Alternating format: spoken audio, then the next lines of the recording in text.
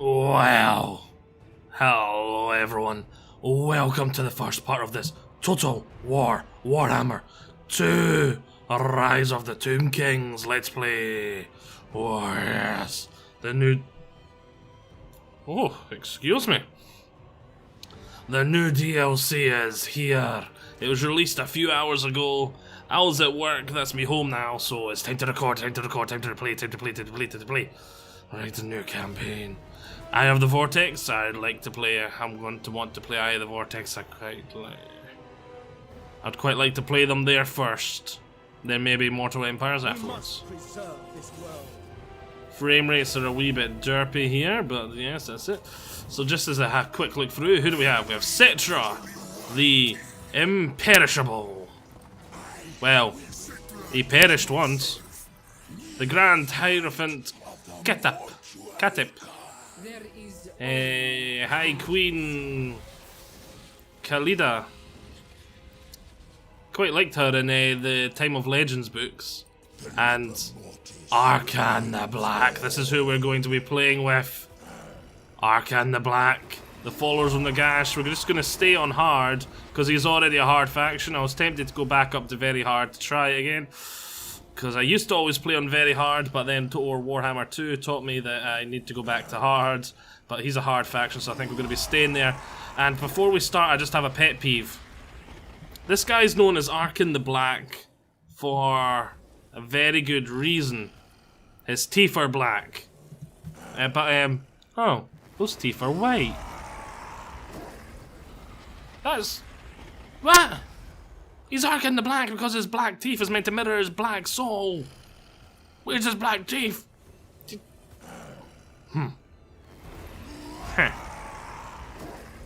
But anyway, it's just a small minor pet peeve and gripe that his teeth are white. CA, what were you doing? I'm really liking the look of the Tomb Kings factions. So with that all said and done, let's get jumping right in. What is with the frame rate? Let's jump right in.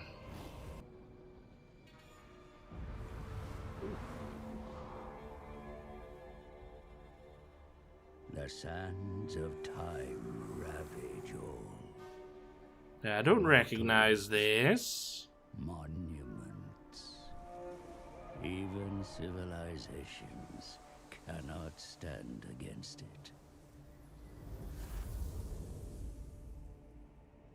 Their remnants lost beneath the dunes, awaiting discovery by the brave. Oh, Shh. What's that? I can hear something. Come here, quiet.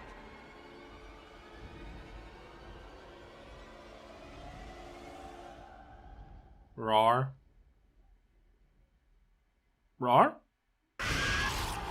Roar!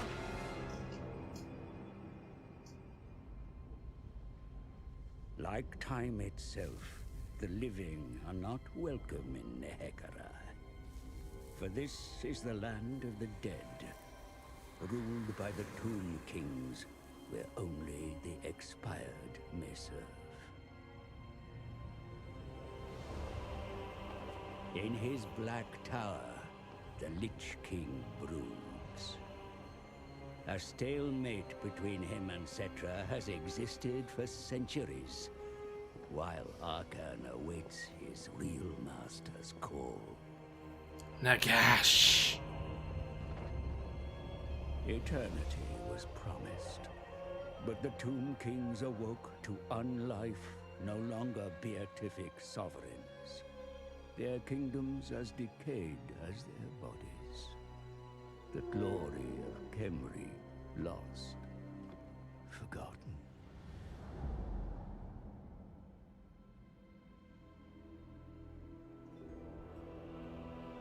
A comet, an omen.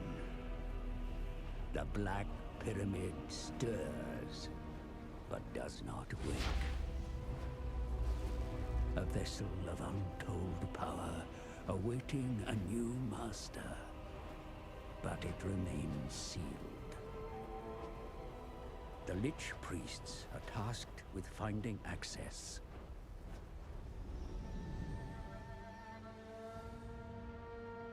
They venture deep into the catacombs, seeking clues. Discovering an obelisk inscribed with hieroglyphs as old as the desert gods. How the hell do you miss that thing? It's huge. In the 9 books of Nagash, the original tomes of undead lore, authored by the arch-necromancer. Due to the turbulence of the vortex, not 9, but only 5 books and his master's staff are needed. Then the pyramid shall open.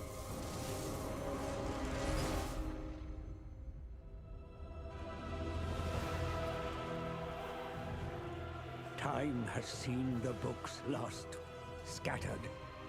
Other tomb kings will seek them, for all desire the Black Pyramid.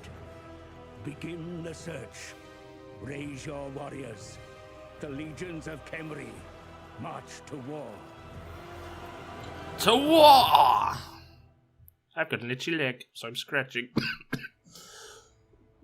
Yes! Khemri!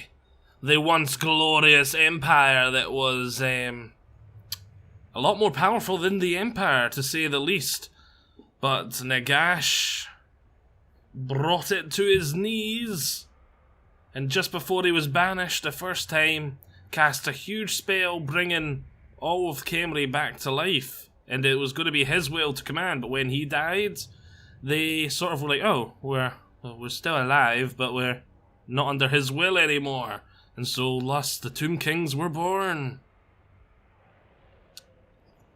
And Arkhan the Black was his right-hand man. And SATA was obviously the long-dead original main ruler of them. Hear me. The world is in turmoil, unstable with its power, ours to take. Yet others look to prevent me from returning you to this world. The Knights of the Flame voyaged from the north to claim these lands, but they hold too much faith in their lady to protect them. Their errantry war ends here. I shall lay them to rest in the desert. More treasure-hungry living inhabit these realms. They shall not stand in my way as I march to you, my master. Any artifacts stolen by these mortals will be returned to their rightful home within the Black Pyramid. My path is clear, master. None shall stop me finding your books. I already have one in my possession, and the others are bound in your essence, and so call out to me. I claim your pyramid, master. It is yours, and always has been. Let SATA and the lesser kings try and take it. All will perish. Oh. So he's talking to Nagash, and he's talking to us. Does that mean I'm Nagash when we're playing through this? I suppose in a way you are. You're sort of getting them to move around. The Books of Nagash. Collect any of the 9 Books of Nagash. Reward 3,000 treasury and 25 canoptic jards. Books of Nagash can be found up here. Yes, thank you. And yes, we can zoom to the locations, find the information. Oh, yep. Defile the lands of the dead with their presence, master. They shall be the first victims of my return to Nehekara. Alright. Okay, we've had enough now, shut up. Research a dynasty technology. The Tomb Kings work very, very differently. As in, if we take a look at Arkhan here, none of their units cost upkeep. And they don't cost to recruit either. And you can have an infinite amount of these, and then obviously you see 2 out of 4, 0 out of 4, 1 out of 4. That's all from buildings like this here. Bum bum bum. Allows me 4 more units of Failbat, Star Wheels, and Crypt Ghouls. And also, this is a unique building chain for Arkhan's faction, where he gets this. Because Nagash is the person that created the ghouls. Also in the Time of Legends books. But I don't think it's instant recruitment. No, it still takes time. So it may be free, but it still takes time. And these are the Canoptic Jar special units you can make. Yeah. These are the pyramids. So yeah, obviously money works very different. What is it? So you see the money they make is very, very low. Generates a Canoptic Jar a turn. Oh, that is very good. Royal Burial Chambers. Income 50. You can see we're only getting 45 a turn. So that would be very nice. Yeah, from this settlement here, 45. So that double our income. Growth. Public Order plus Untainted. Skeleton Archers. Gives us 4 unit capacity for Skeleton Archers. The Chariots. No, they are horses. Horses. Chariots will come later, I take it. Already got that. Yeah. What units to start off with? 2 units of ghouls, scorpions, skeleton spearmen, skeleton archers, failbats, and a tomb scorpion. Ooh, nice. Very nice. So this is the stuff I can do with Canoptic Jars. You can also craft weapons now. Oh, that is very nice. The Crook and Fail of Radiance. Bounce Spell Banishment. Armor. Oh, look at that. That's all very nice. Scorpion Armor. Passive ability. Hit points greater than 50%. Plus 22 damage resistance. It's a ward save around himself. 10 armor. 15 armor. 5 melee attack. And 10% physical resistance. Oh, that's very good. Enchanted items. Vambraces of the Sun. Okay, see, this is all very, very nice stuff. You can craft away in there. Right, rights. Let's take a look at our rights. The Incarnation of Tahoth. Gives us a Casket of Souls, which I don't think you can recruit without this. Very nice. The Great Incantation of Petra. Gives us a Petra's Necrotect. No, it doesn't. It requires... Oh wait, no, it will summon a Petra's Necrotect, which is a unique Necrotect hero capable of colonizing a level 3 ruins. Oh, that's really nice. Send him right to a level 3 ruin. Boom! Oh, send him right to a ruin. Boom, level 3. And that'll be really good for the Tomb Kings because they've got no money. Right, what else have we got? Great Incantation of Khazar. All regions that belong to you will be hit by sandstorms, causing attrition to any foreign armies. Immune to sandstorm attrition. Ambush chance plus 50. And armies get the Sacred Sand Veil, which makes your units only spotted at very close range to gain stock, effective when flanking, targets hit. So it basically hides them, makes you much more effective. And then we've got the Great Incantation of Geheb, which grants 1 Canoptic Jar per turn. It also grants Fairy Grove, construction time -25, and grants the Tomb Swarm ability, cause damage to combatants strong versus multiple combatants. So it gives an AoE ability like a spell to cast. What's in that army there? This is a Prince Bricht. It's a Tomb Prince. Now, if memory serves, these guys are really good when standing close to the skeletons because it makes them better. Skeleton Archer's good range. What is that? Realm of Souls Tier 1. Realm of Souls Tier 2. Realm of Souls Tier 3. Okay, how is that an ability they activate? These guys don't have it. He doesn't have it. Reliever Mortis. Right, right, you jump into that army then. Start training the troops. Let's take a look at the books of Nagash. So we start off with one collected. What is the one we collected? Is it this one here? Because this is randomized every time, apparently, so it will change. So the 5th book of Nagash, is that the one we count as having? Army capacity +1, unit capacity +5 for Tomb Guard with halberds, and skeleton chariots. Nice. Occupy the following settlement and take the bush from Nagash situated there. Vulture. Oh wait, no, the book of Nagash is in there. So what's the one I count as starting with? 6. 1, 2, 3, 4, 5, 6, 7, 8. There's only 8 here. So what does my book do?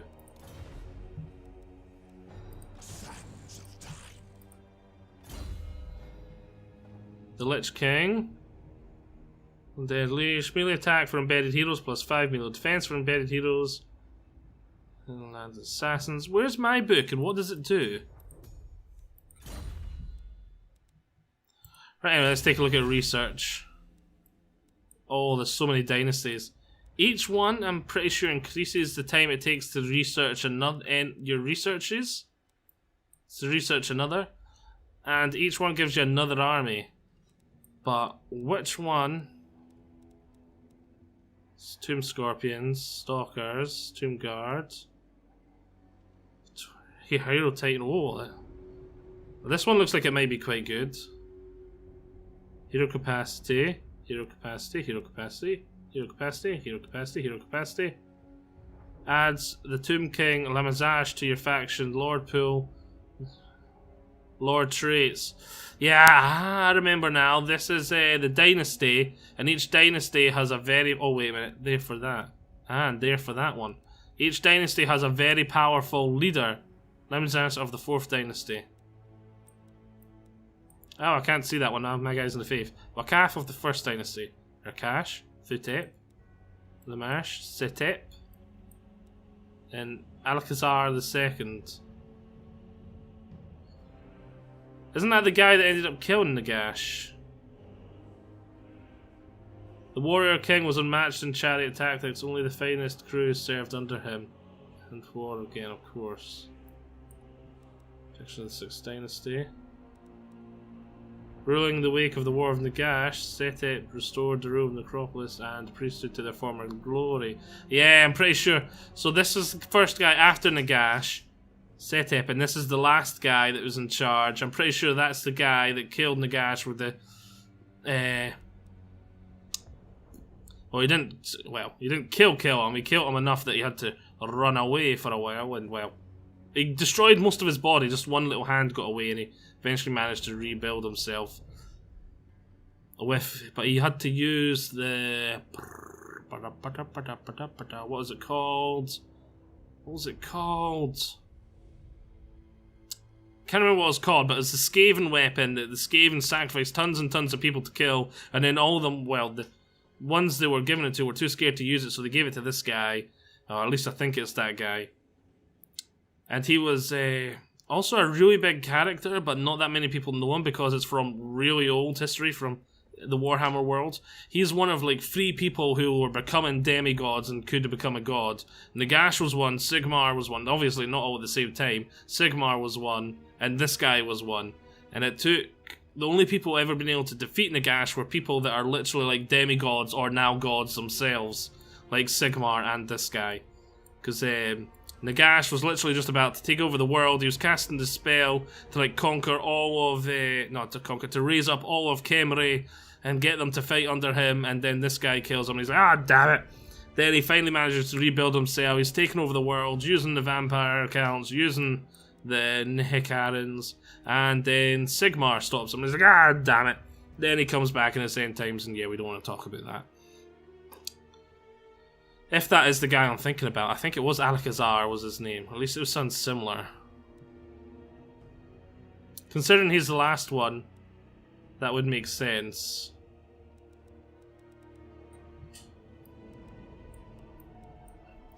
And yeah, the guy... Oh, we've not even chose our dynasty what one we want. War Sphinx, unit capacity, character ward save. Tax rate faction weight. Charge bonus, melee defense, skeletons and horse archers. This is some of the first dynasty. Nick and warrior charity units.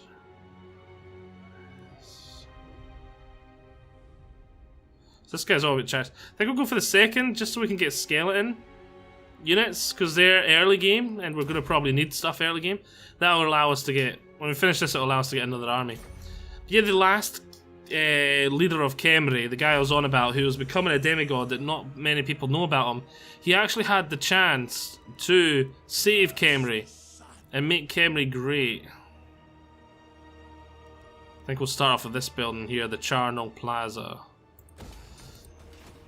But a soothsayer that had guided him his whole life told him that if he went north to destroy Nagash's fortress, then yes, he'd win, yes, he'd secure Khemri as being the great empire for a long, long time, and he'd become basically a god like what Sigmar did and all that stuff, but his wife would die in the battle. And so he was like, no! It was either his wife or both him and his wife. I think it was both him and his wife would die, even though, and what was it? And he was like, no! I've sacrificed my extremely long life, all that. I've only got a wee bit left. I want to live it with my wife and my sons. I don't want to go north and that to happen. I've sacrificed so much, and this is the last sacrifice, and I will not make it. And he goes home and he just enjoys his time, and then his chance to stop Nagash is gone. Nagash sends like Arkhan, and yeah, bad happens. Right, that's enough of the Warhammer World History lesson. Let's go in. Damn it, I was hoping he wouldn't retreat, and it looks like he's just out of my range. No, he's just in it. Oh, brilliant. What's that? That was a new button. Right, so they've got one unit of knights, a couple of archers, peasant mobs, basically nothing. Man-at-arms, not that good either. I think we're gonna fight this one, so I'll see you on the battlefield. See you in a second. Alright everyone, we're back. Oh, I love this feel, this everything, this 18, let's gamble. Realms of the Souls of the Shabbat, argument ground, claiming the meaning. Unlocks in the Realms of Souls is full, this is this up here. Ah, okay, so as I kill more, this fills up. As Tomb King warriors die in the battlefield, their spirits enter the Realm of Souls. As the Realm of Souls fills past a certain threshold, the units remain will regenerate for short periods. So when 150 Tomb King soldiers are dead, we get tier 1. Replenishes the hit points of combatants, heals injured before resurrecting. Okay. For 7 seconds it'll heal my army. So then when 300 people die, we get the same, except it's green and it does it for 14 seconds. It's better, stronger. Disabled if leadership's broken. Then when 500 happens, we get a 21-second heal, and we also get to summon a unit of a Shabbat. Oh, I love a Shabbat. They were great in my book, right? Arkhan the Black. Let's take a quick look at you. Yeah, start deployment. Go away. Oh, yes. Glorious. Everything's glorious apart from those teeth. Right. Let's take a look at our prince. Oh, he looks lovely and glorious. Doesn't he not? He's armored shielded, armor piercing, anti-large, melee expert. He's brilliant. Right, ghouls, we've seen plenty of times before, but do these guys have anything different about them for the vampire counts? I mean, for the vampire counts for Khemri? Yeah, they do, or is it just me? They look slightly more orange and skinny. I was going to say Egyptian, but there's not Egyptian really about them. But they're making an annoying noise so they can go away. Alright, let's take a look at our skeleton spearmen. Oh, those shields are beautiful. Aren't they just beautiful? Shouldn't they be wearing some form of hat though? I thought Tomb King's skeleton soldiers had some sort of hat. Maybe it's just me. Let's see the archer variant. Yeah, I went down into the ground. Not bad. And we saved the best for last, in my opinion. Well, look at the bats first, see if they're any different, but I doubt it. Yeah, they just look like they got a slight orange tint to them compared to before. Not as dark a tint. Right, best for last. Hello, Nelly. Oh, look at this guy. And he's even got the sarcophagus with the mummy. I think it was princes that got buried in this guy, or kings. And he's meant to guard them, but obviously that one's still in there. Isn't he glorious? He's a construct. Such an evil face. I love how he's statue still, because he's a construct. And then when we see him actually animated and going across the battlefield, it's going to be terrifying. Right. We've dilly-dallied long enough. Let's group my archers. Armored and spellcaster. Now, I hadn't paid actually attention to this, but I was hoping Arkhan would actually be a half-decent melee combatant as well, because he was in the books. He was like a really good melee guy as well, but not obviously not OP melee like a lot of Warhammer characters like Malekith and Grimgor, but he was at least good at both. Well, obviously he was really good at magic, but still. The Liber Mortis just gives him the 44 melee resistance. So is that all his book does? At least we only need to get 4 more books. Wee bit disappointing. Aspect of the Dread Knight. Affects leadership and cause terror for my unit. And he's got Spirit Leech. Direct damage, we'll be using that on the enemy leader. Okay. Yous are gonna go here. I want my Tomb Prince to be nearby my skeletons because I'm pretty sure he buffs them. Tomb Prince. Missile resistance, fire weakness, cause fear, charge bonus, encourage, hide, undead, crumbling, disintegrating, guardian. All effects 22 melee resistance. Only acts and target area constant around self, affects allies in range, unit is a lord or a hero. So yeah, we want Arkhan to be close to him, then he'll get a 22% physical resistance buff. What's this? The Curse of Jaff. Hex, area, instantly around self. It must only be Tomb Kings that get the buff then. This guy must just give the defensive buff. Oh well. Just to group use, put use on the flanks. Scorpion, yeah, I'll just add you to the melee line. Bats in the back. Let's start this battle. Is he gonna be silly enough to come to me? Yes, he is. Arkhan, go cast that spell. What's your speed? 50. What's their speed? 75. 110. I think I might want the Scorpion to engage the Knights. That might help. Oh wow, these guys have really good range.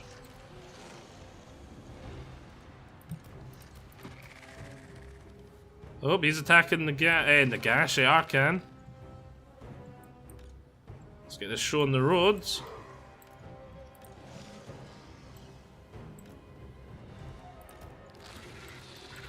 Wrong units are moving.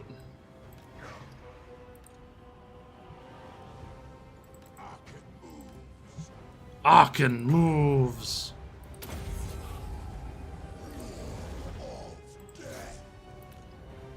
Your warriors may perish, yet their spirits are eternally bound to your service. It's not what I meant, but oh well. The power of those that have fallen in battle continue to assist those that remain.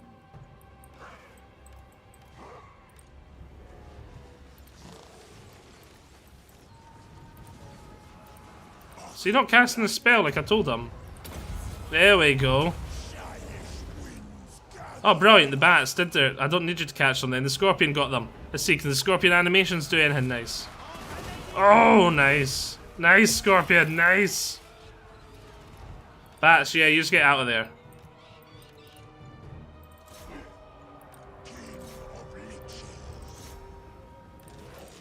Used to go into guard modes. Where's my guard modes? Ghouls into the rear here. Cast that there. Get that on the go. Oh, you can cast it on a unit. Nice. Nice, very nice.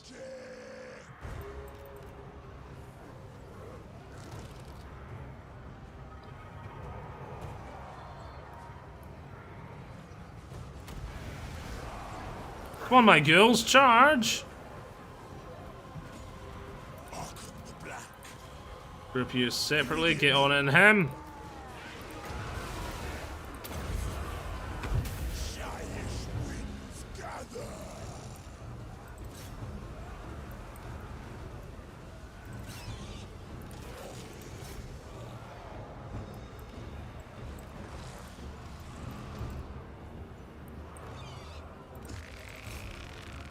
Get him! Right, this battle seemed relatively easy. Tomb Prince, what's this ability? Huh?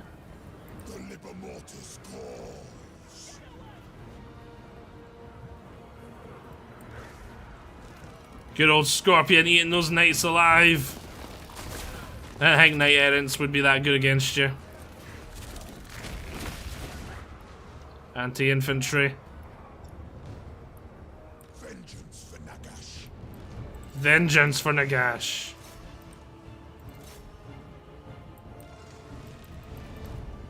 All that's left is those knights.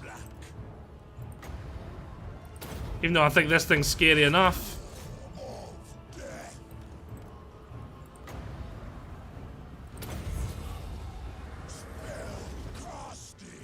Oh, if a few more of my guys die, we'd actually get a buff. Oh no, I need 40 of them to die. Not worth. Not worth. We'll kill those peasants. Scorpion, chase them! Seriously, that unit rallied? Oh, unit's been wiped out. Oh, diddums, we lost the bats. Oh, wells.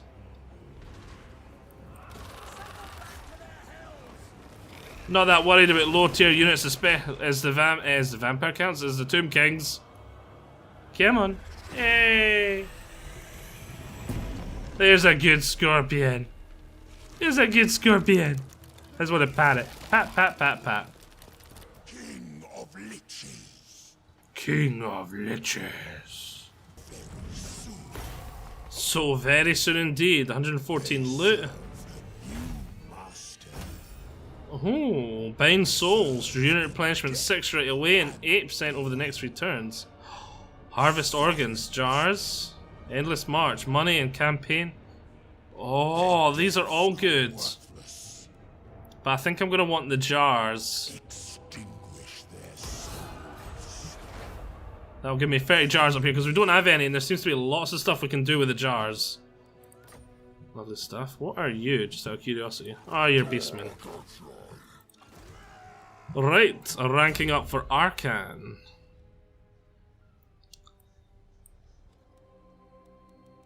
Let's take a look at all these things. Skeletal Steed, Skeletal Chariot, the Tomb Blade of Arkhan. Acquired Lashes, 6th Lich King. Right Hand of Nagash. Embalmed in Elixir. Ceremonial Bandages. The Purple Son of Xarxes. Can Conjurate the Fate of Juna. Aspect of the Dread Knight. That's an upgrade for his Dread Knight. Soul Blight. Doom and Darkness. Evasion. Let's get an upgrade. Oh, we'll get Root Marcher first of all. Get Root Marcher first of all. And we cannot recruit here. So we're going to want to take their ACP so we can recruit some units. And over there too, the Sorcerer's Island is a thing starting there. Now, did I see something that says Arkhan's allowed an extra army? No, we're at our max 1 of 1. Okay. I don't think there's anything else for us to do this turn. Diplomacy, maybe see if we can get some trades. With foreign powers may be Shut up. Nope, don't see anything. Alright, I think it's time to end our first turn. See you all in a second. And we're back once again. The time of brooding is over. Shut up. Go on a wee invade. What is this again? Oh, okay. I don't see why it's giving them such an advantage. Spearmen at arms, that's a pain. Mounted Yeomen. Let's fight it. I don't see why that's their advantage. They don't even have a hero.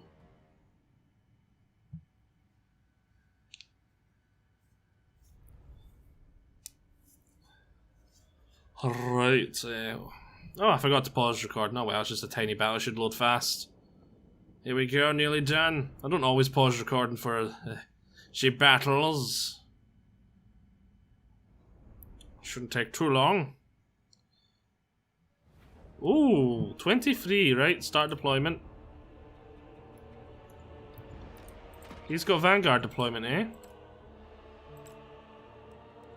But nothing else does, so it's going to feel weird just deploying him on his own, the Scorpion. This time let's just group use. Arkhan the Black.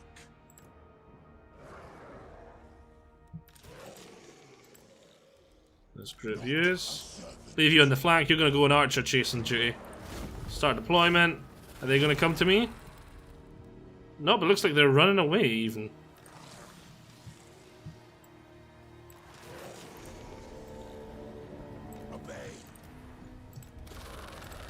Ah, I forgot about the knights. I don't have a plan to deal with them. So, to the realm of the Saboteur. I still don't like how summoned units degrade over time. Vengeance for Nagash. Vengeance for Nagash.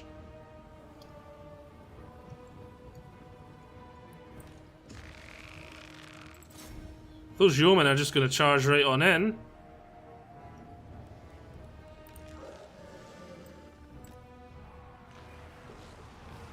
Lovely. Right, use move on up. Use, it's time to go.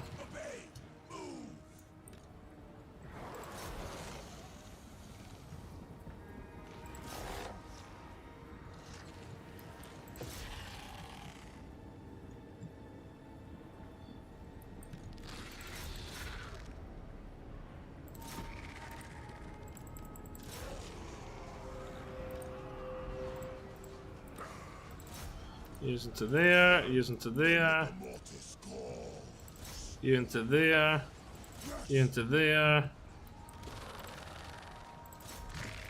Use into there. Use on guard mode to deal with that unit first. Ah, their archers nearly took out a unit of ghouls. That's not very nice.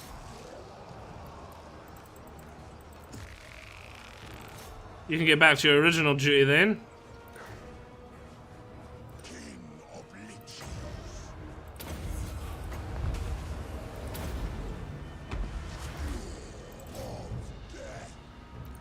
Scorpion in there. Knights are running. Happy days. Archers, ah, they're too far gone.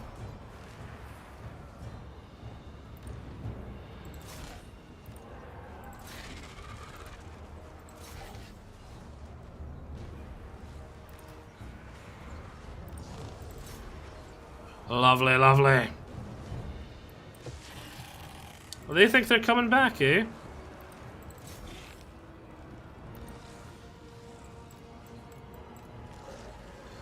I think we just routed them. Your warriors are rallying.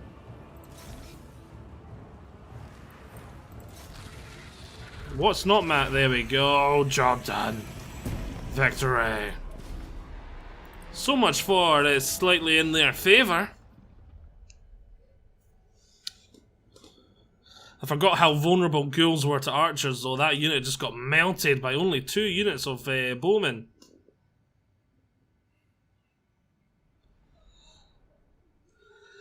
I'm pretty tired. It's been a long day at work and now home recording, but home recording fun.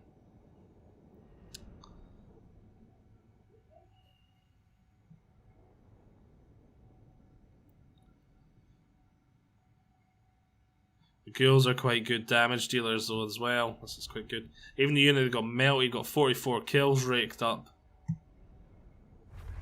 It's quite good. Victory is assured. Oh, that it was.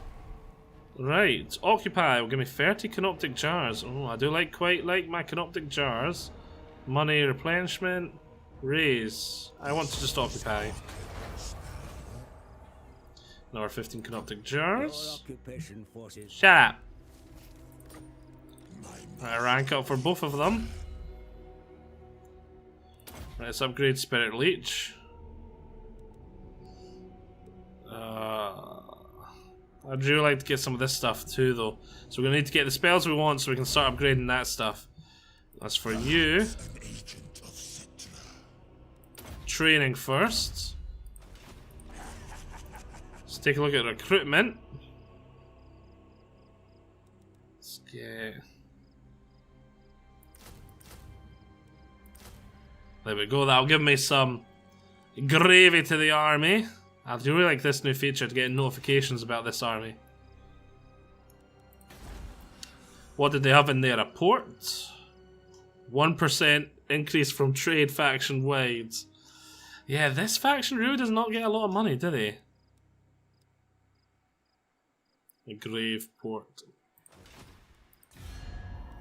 Still no one to trade. Oh, we can trade now. Vampire Coast. You seek out the Von Casterings. I will. Yay! Yes? Greetings. We may not be the... Ready. Do you want to trade? Lovely.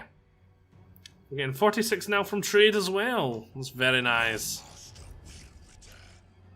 We're recruiting more free units. We got an army of the enemy there, an army of my enemy there.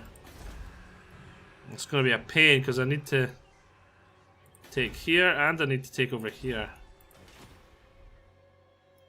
I need to start pushing over, taking all of this. Or ruins. Is that actually ruins though, or is it Skaven? I don't think Skaven are there. I would really like to do this right. So yeah, you can only get that though once you've got the Necrotect unit. Okay. Right, end turn time. I think we'll do one more turn, then we'll call it the first part. Made this part about 50% longer than the other parts, so it just makes it easier for it to find in the search results before the other parts.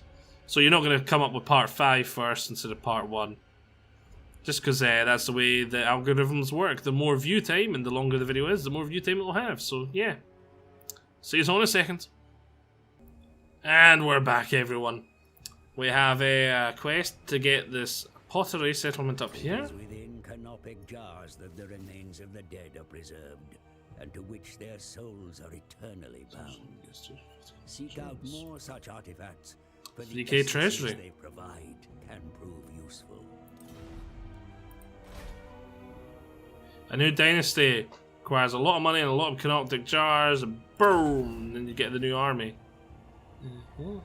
The Flock of Jaff. What's that? Golden Idols. Nekahara Warriors. What's this? If memory serves, these are very powerful units as well. The Venom Knights of Aspith, Necropolis Knights.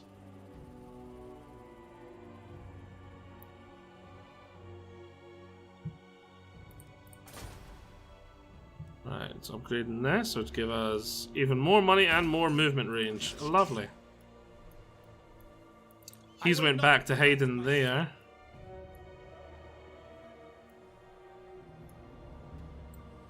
We get there. Wait, if we go by water, can we get there this turn? We can! Brilliant! I think we'll just auto-resolve this battle. Oh wait, what? Ah, there we go. Yeah, that should be an easy auto-resolve. We still lost a unit of ghouls. Some money, I want the jars.